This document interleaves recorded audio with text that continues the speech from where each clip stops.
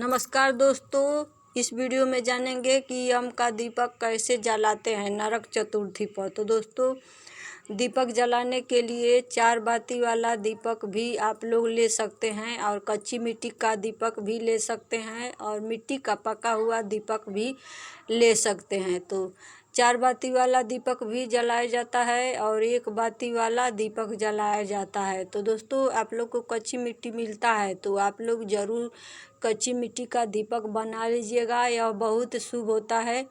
तो दोस्तों, ये 4 बाती वाला दीपक दिखा रही हूँ और उसके बाद से 1 बाती वाला दीपक दिखा रही हूँ। तो आप लोग 1 बाती वाला दीपक जला सकते हैं।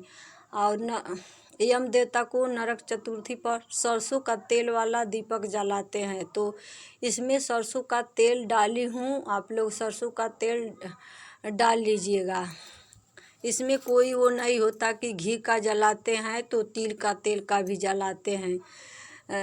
सरसों का तेल का जलाया जाता है नरक चतुर्थी पर यम का दीपक।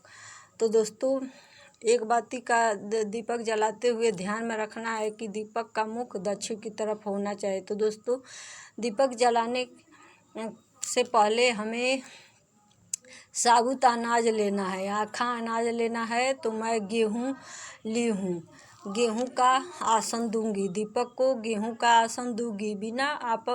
बिना आसन का कोई भी दीपक नहीं जलाया जाता है। धरती मैया सब कुछ बर्दाश्त कर सकती है, लेकिन दीपक के लौ को बर्दाश्त नहीं कर सकती है। तो बहुत सारे लोग बिना आसन के दीपक देते हैं, लेकिन आप लोग गलती मत करिएगा। तो गेहूं का आसन दे रही हूँ दीपक जलाने के लिए। और कार्तिक मास के किस पक्ष की चतुर्थी तिथि को नरक चतुर्थी का पर्व त्यौहार मनाया जाता है और यम का दीपक जलाया जाता है।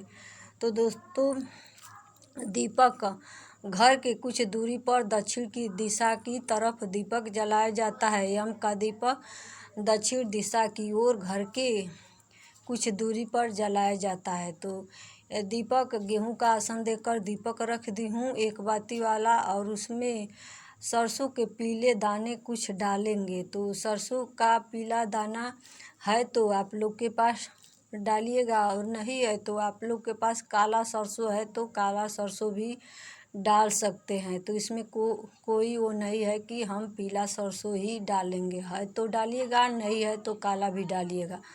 तो दीपक मैं 1 बाती वाला जला दे रही हूँ। तो 1 बाती वाला दीपक जलाते हुए ध्यान रखना है कि दीपक का मुख दक्षिण की तरफ होना चाहिए। और 4 बाती वाला जलाते हैं तो उसमें ध्यान देना नहीं होता है, वह चारों तरफ होता है, तो उसमें नहीं ध्यान देना होता है।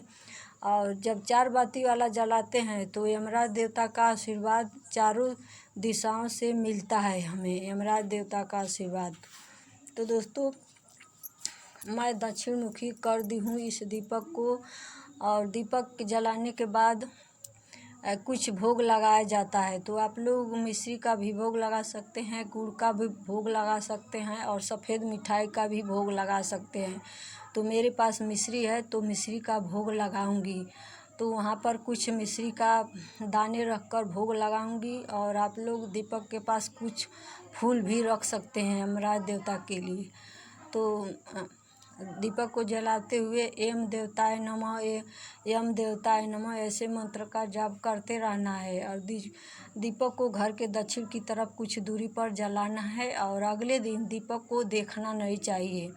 और दीपक के जलाने के बाद यमराज देवता को प्रणाम जरूर कर लेना है कि ये यमराज देवता, आप मेरे दीपक को स्वीकार करिएगा। जैसे मैं अंधेरे में प्रकाश दी हूँ, वैसे में मेरे परिवार में प्रकाश को फैलाए रखिएगा, ज्योत को जलाए रखिएगा और एक्सीडेंट से, अकाल मृत्यु से बचाए रखिएगा। तो दोस्तों, नरक चतुर्थी का पर्व 2024 में 30 अक्टूबर दिन बुधवार को मनाया जाएगा और यम का दीपक जलाया जाएगा। तो कार्तिक मास की चतुर्थी तिथि को यम का दीपक जलाया जाता है, किस पक्ष की चतुर्थी तिथि का।